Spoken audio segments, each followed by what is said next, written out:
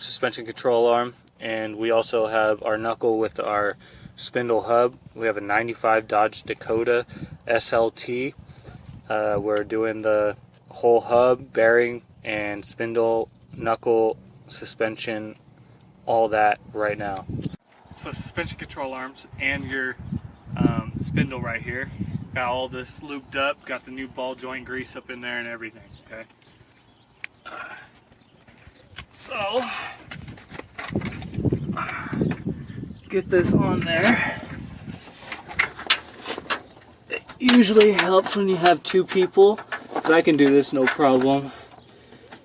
Well, I'm not going to say no problem, but they're a little tricky, I'd have to say. So you see that? There's one bolt in there. It goes on the rod. So I'm going to get the other bolt in there right now.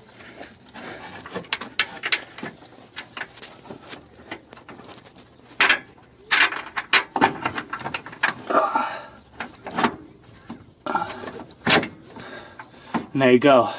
And if you would like to know, there is a backing for these to come out.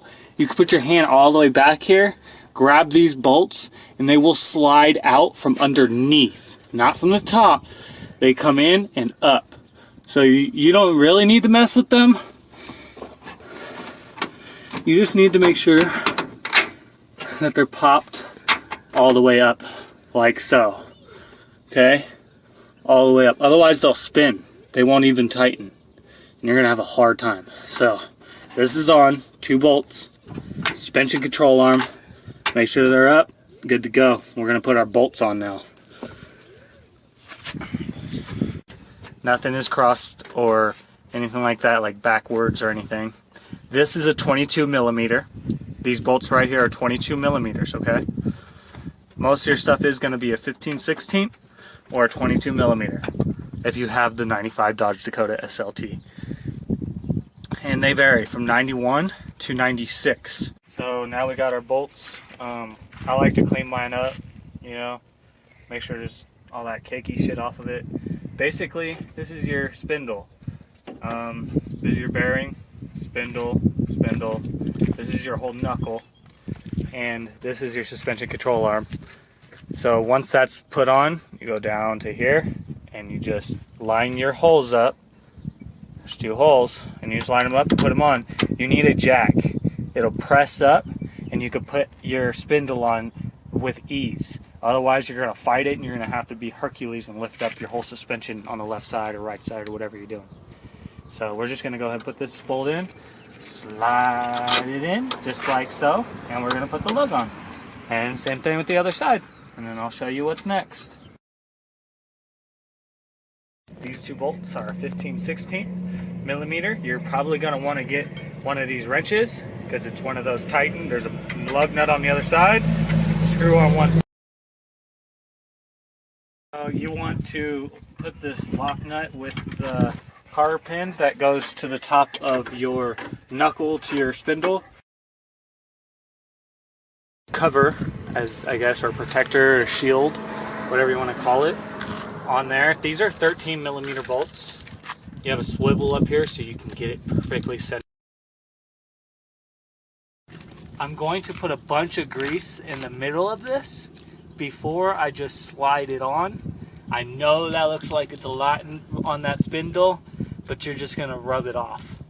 And so that's all I'm going to do. I'm going to put some good with my finger, get it caked on there, and evenly put it on. So we got our lock nut right here.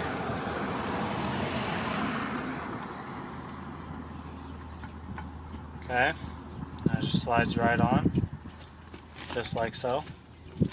Okay. Hi guys. What's up?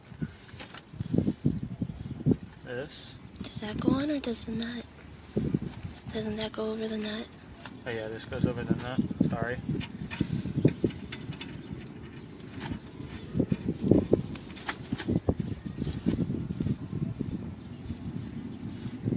What was weird is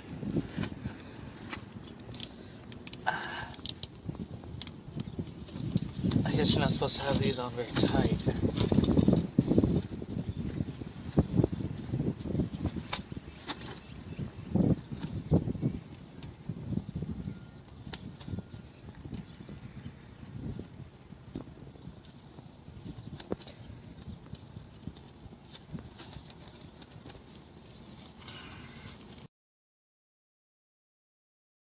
Alright guys, so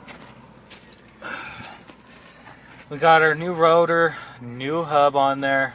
We got the new spindle on there with the suspension control arm. Got the brake caliper on there. These are 2 bearings per side, so you need an outer bearing and an inner bearing. So it goes in as so. This side you'll see bloop, right in there. The back side will be nice and shiny. I got a Temekin right here. It'll say it on the back if it's a real Temekin. So basically you put those in here just like so. Little side first, big side out. Same thing with the back side. Little side in, back side out. They are 2 total different bearings. You have to get both bearings. Otherwise, if you think you're just going to get away with putting both fronts in there, you're not.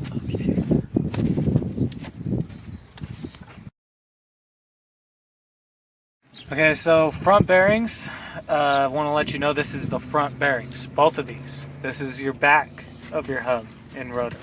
This is the front of your hub and rotor. Look at the difference. So you have to buy both, okay, for both sides.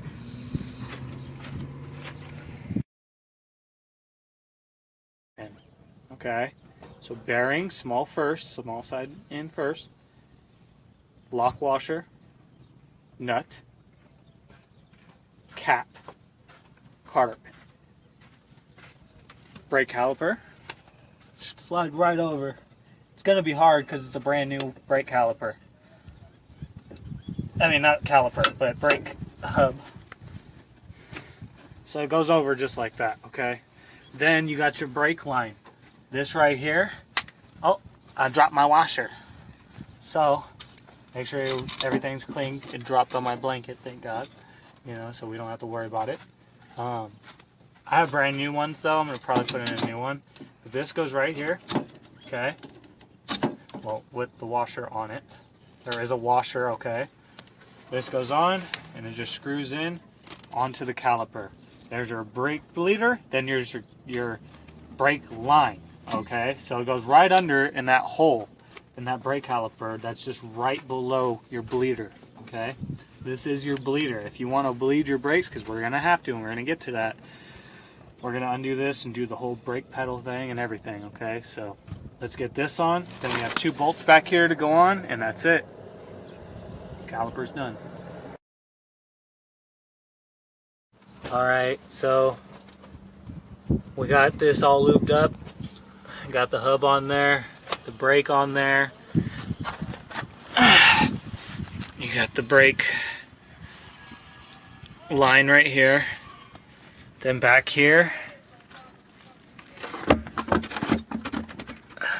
it's hard to see, guys, but right here, that's one brake caliper bolt. And then right here, another brake caliper bolt. And that'll hold your brake caliper on.